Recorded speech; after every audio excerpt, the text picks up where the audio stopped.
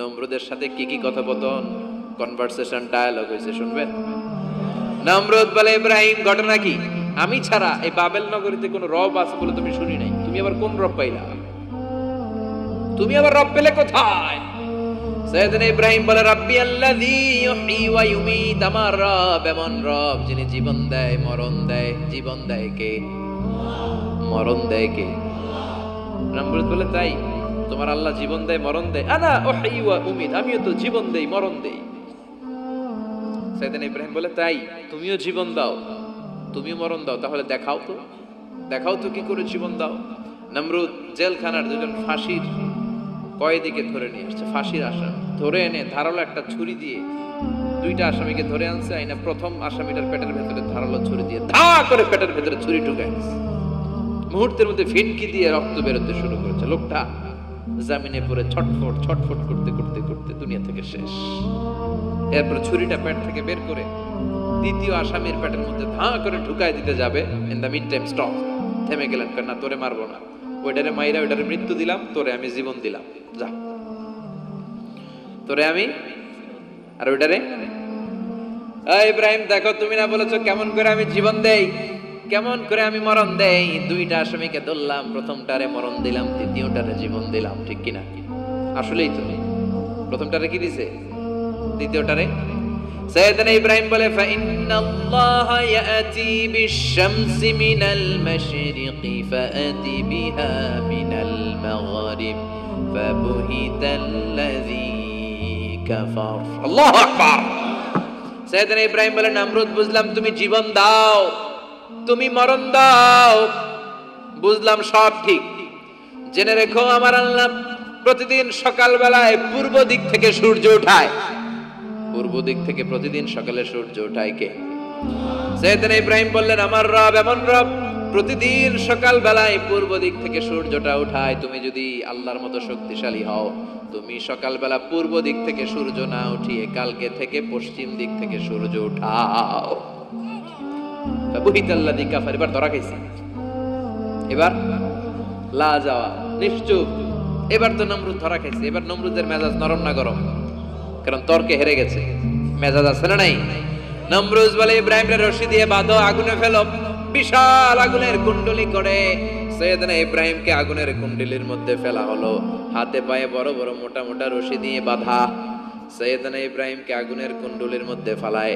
সাইয়েদনা জিব্রাইল বলে, ও সাইয়েদনা ইব্রাহিম, আপনি বলেন আমার পাখার আঘাতে আগুনগুলো এক পাশ থেকে আরেক পাশে, এক দেশ থেকে আরেক দেশে উড়িয়ে নেই, বিশাল আগুনের কুণ্ডলিকে এক ঝাপটা মেরে থামিয়ে দেই। সাইয়েদনা ইব্রাহিম বলে, কোনো দরকার নাই, কারণ আগুনের মালিক আমার সাথে আছে। রাডাই, I don't need your help. আমার কোনো সাহায্যের দরকার নাই, কারণ আগুনের যে রব সে আল্লাহ সবকিছু দেখে কি দেখে না। বিশাল বড় মোটা মোটা রশি দিয়ে সাইয়েদনা ইব্রাহিমের হাত আর পা বেঁধে আগুনের মধ্যে ফেলে দেয়া হলো। মুহূর্তের মধ্যে আগুনগুলো দাউ দাউ করে জ্বলতে শুরু করলো। হাতের রশিগুলো পায়ের রশিগুলো মুহূর্তের মধ্যে জ্বালিয়ে দেয়। বিশাল বড় বড় তক্তা জ্বালিয়ে দেয়, লাকড়ি জ্বালিয়ে দেয়, কিন্তু সাইয়েদনা ইব্রাহিমের একটা পশমও জ্বালায় না।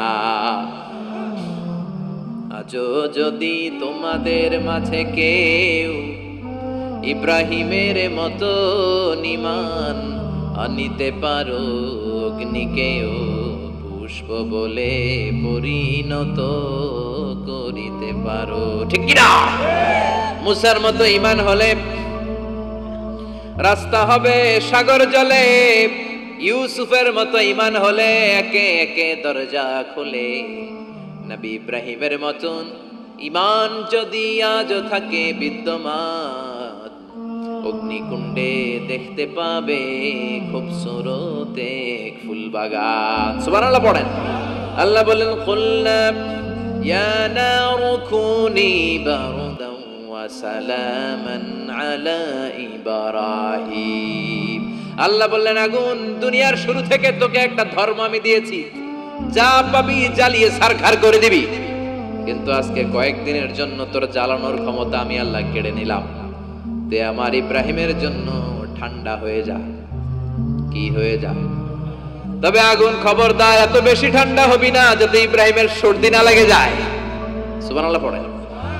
আগুন বলে, আল্লাহ বললা ঠান্ডা হ, আবার বললেন বেশি ঠান্ডা হবি না, যাতে সর্দি না লেগে যায়। আমি কি করুম? আল্লাহ কয় বারদাউ ওয়া সালামান আলা ইব্রাহিম, আমার ইব্রাহিমের জন্য এয়ার কন্ডিশন, নাতিশীতোষ্ণ, গরম নয় ঠান্ডা নয়, এরকম জান্নাতের গুলবাগিচা হয়ে যা। আল্লাহু আকবার। সাইয়েদনা ইব্রাহিম আগুনের ভিতরে 40 দিন ছিলেন। চিল্লা এখন কয়দিন? একটা পশমও পুড়ে নাই। আগুন থেকে বেরিয়ে উনি অনেক দিন বেঁচে ছিলেন। শেষকালে নাতি পুঁজিদের সাথে যখন গল্প করতেন তখন বলতেন, নাতিরা, আমার জীবনের সবচেয়ে আরামদায়ক সময় কেটেছে নমরুদের আগুনের ভেতরে ওই 40 দিন। ওই 40 দিন যেই সুখ, আমোদ, ফুর্তি, আনন্দে আমি ছিলাম, আমার জীবনে কোনো সময়, কোনো মুহূর্তে এত সুখ, এত আনন্দ, এত চমৎকার সময় আমি কাটাই নাই। চিল্লা এখন সুবহানাল্লাহ। এবার আল্লাহ ডেকে বলে, নমরুদ, টাইম ইজ আপ, তোর সময় শেষ। অনেক বেড়েছিস, অনেক সুযোগ দিয়েছি, আর না। আমি আল্লাহ সব সময় ধরি না, ধরলে ধরে না, ধরলে আল্লাহ ছাড় দেয়, কিন্তু ছেড়ে দেয় না। সুবহানাল্লাহ পড়েন। আল্লাহ কি দেয়? ছেড়ে দেয় না। আল্লাহ বলে, নমরুদ, এবার তোর শাস্তির পালা। তোরে আমি ফেরেশতা দিয়ে মারবো না, জিন দিয়ে মারবো না, সাইয়েদনা ইব্রাহিম দিয়ে মারবো না, তোরে মারবো আমি ল্যাংড়া মশা দিয়া। সুবহানাল্লাহ পড়ে। আল্লাহর বাহিনী, বাউদা জুনদুম মিন জুনুদুল্লাহ, এই মশাগুলো কিন্তু আল্লাহর সৈনিক। এই বাতাস আল্লাহর সৈনিক। 50 আর 70 কিলোমিটার বেগে যদি একটা বাতাস বয়, সব শেষ হয়ে যাবে, ঠিক কি না? এই জলোচ্ছ্বাসগুলো আল্লাহর সৈনিক, এই ভূমিকম্প আল্লাহর সৈনিক। ছোট্ট একটা ল্যাংড়া মশা নমরুদের নাকের ভিতরে দিয়ে ঢুকে কামড়াতে শুরু করছে। নমরুদ লাফাইতে শুরু করছে। নমরুদ রে সবাই কয়, নমরুদ তুমি ড্যান্স দাও কেন? কারে ড্যান্স না, মশায় কামড়ায়। মশারও কামড়ানো বাড়াই দিছে। নমরুদ এবার I M A disco dancer, disco dancer হয়ে গেছে। খালি লাফায়, খালি ডান্স দেয়। আহা, নিজের মাথার মধ্যে নিজে আঘাত করে, খুশি মারে, কিন্তু মশা বের হয় না। অমিয়া, এই মশা ঢুকছে কার অর্ডারে? এটা যদি বেরোতে হয়, বেরো হবে কার অর্ডারে? সে মাথার মধ্যে কিল মারে, ঘুষি মারে, নিজের নিজে আহত করে ফেলে, মাগার মাথা থেকে মশা বেরোয়। নাকের ভিতর দিয়ে মশা ঢুকে কামড়ানো, এটা কি চারটেখানি কথা? শীতকালে যখন কাঁথা গায়ে দিয়ে শুয়ে থাকি, মশা যখন পন পন পন পন করে কানের সামনে, খারাপ লাগে না? আবার কাঁথা টাথা সরিয়ে আবার শুয়ে, আবার বন বন বন বন। তো কানের সামনে পন পন করলে যদি আপনার এত কষ্ট লাগে, নমরুদের নাকের ভিতর দিয়ে ঢুকছে, মস্তিষ্কে কামড়াচ্ছে, ওর কেমন লাগে? নমরুদ আর পারে না, অসহ্য। নিজের নিজে মারতে মারতে হাত পা কপাল সব লাল করে ফেলছে। অবশেষে আশেপাশে চাকর বাকর, খাদেম খুদ্দাম যারা আছে সবাইরে বললো, আমি আর পারিনি, এবার তোরা মার, তোরা মার। সবাই কয়ে, নমরুদ আজীবন আম করে মারছস, এবার পাইছি খেলা, এবার ইচ্ছা মতো তোরে পিড়াম। এবার সবগুলো আমি নমরুদরে মারা শুরু করছি। মারতে মারতে বেহুশ মাগার মশা বেরোয়। এই মশা ঢুকেছে কার অর্ডারে? বের হবে কার অর্ডারে? তারপরে বেরোয় না। নমরুদকে এবার আমারে জুতা মার। কি মার? এখন আমরা পরি প্লাস্টিকের জুতা, চামড়ার জুতা, তখন পড়তো খরমের জুতা, কাঠের জুতা। খরমের জুতা, চামড়ার জুতা। খরমের জুতা বানায় কি দিয়া? কথা কন, চিনেন? এবার ক্যামেরা জুতা মার। সবাই এবার কাঠের জুতা লইছে, ইচ্ছা মতো পিটান শুরু। পিটাইতে পিটাইতে ওর মাথা ফাটিয়ে রক্তাক্ত করে শেষ। নমরুদের খেলা শেষ। নমরুদের খেলা যখন শেষ, আল্লাহর সৈনিক ওই ল্যাংড়া মশা নাক থেকে বের হয়ে শূন্যে উড়াল দিয়েছে। চিল্লায় পড়েন আল্লাহু আকবার।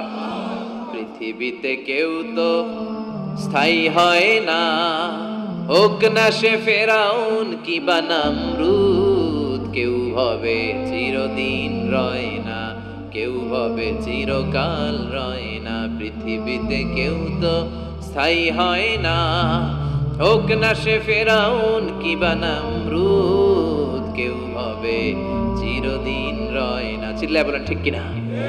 নমরুদ আজীবন থাকতে পারছে? ওর ক্ষমতা, ওর দাপট, ওর জুলুম, ওর অত্যাচার, ওর শেষ রক্ষা করতে পেরেছে? কথা কন। ফেরাউন রে ফেরাউনের দাপট আর ক্ষমতা বাঁচাতে পেরেছে? এখনো যারা দাপট দেখায়, জুলুমবাজ, এদের ক্ষমতা দাপট এদেরকে বাঁচাতে পারবে না। বাঁচানোর মালিক একজন। চিল্লায় বলো, যিনি কে? এজন্য আল্লাহ ডেকে বলে, গোলাম ইব্রাহিমের জীবনেতে তোমাদের জন্য শিক্ষা আছে।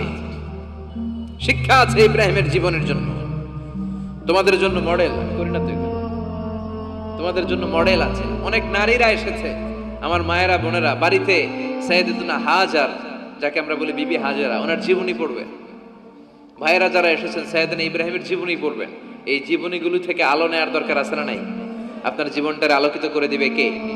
আজকের এই মাহফিল থেকে কি আমরা ওয়াদা করতে পারি না আমরা সাইয়েদনা ইব্রাহিম আলাইহিস সালামের জীবনী শুরু থেকে শেষ পর্যন্ত পুরোটা পড়বো, আর যা শিখলাম নিজের জীবনে কাজে লাগাবো? রাজি আছি না নাই? আমাদের মডেল হচ্ছে নবীরা।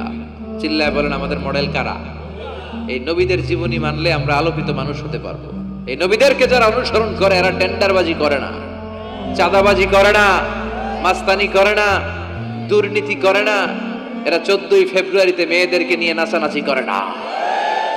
এরা দেশপ্রেমিক হয়, এরা আল্লাহওয়ালা হয়, এরা ইসলামের পক্ষের শক্তি। চিল্লায় বলেন ঠিক কিনা? আল্লাহ আমাদের সবাইকে তুমি বুঝার তৌফিক দান করো। অনেক নারী বোনেরা এসেছেন, নারীদের জন্য এক বাক্যে একটা নসিহত করে শেষ করে দেই। এক বাক্যে একটা নসিহত। আল মারআতু ইযা সাল্লাত খামসাহা, বিষ্ণু বলেছেন যে নারীরা মাত্র 4টা কাজ করবে আল্লাহ তাআলা তাদের জন্য জান্নাতের 8টা দরজা খুলে দিবে।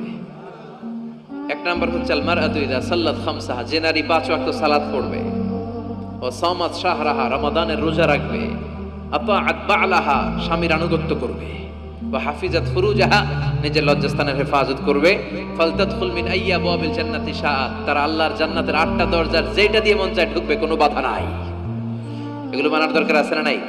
আল্লাহ আমাদের ফ্যামিলিগুলোরে সাইয়েদনা ইব্রাহিমের ফ্যামিলির মতো জান্নাতি ফ্যামিলি বানান। আপনারা উঠতেছেন কেন? হ্যাঁ, এদিকে দুই একজন উঠলেন, বসেন বসেন। একসাথে আসছেন, একসাথে বিদায় নিবেন। যতগুলো কথা বললাম কোরআন সুন্নাহর আলোকে বলেছি, বানিয়ে কিছু বলি নাই। তারপরেও আমার মনের অজান্তে কোনো মিস ইনফরমেশন যদি আমার মুখ ফসকে বেরিয়ে যায়, সেগুলো যেন আল্লাহ তাআলা আমাদের স্মৃতিপট থেকে মুছে দেয়। আর সত্য সুন্দর হকের পক্ষে যা বললাম তার সবটুকুন প্রথমে যেন আল্লাহ তাআলা আমাকে এবং আপনাদের সবাইকে আমলের তৌফিক দান করে। আমরা পড়ি আমিন। আপনারা সবাই ভালো থাকবেন, সুস্থ থাকবেন, সুন্দর থাকবেন। সুবহানাকাল্লাহুম্মা ওয়া বিহামদিকা আশহাদু আল্লা ইলাহা ইল্লা আনতা আস্তাগফিরুকা ওয়া আতুবু ইলাইক।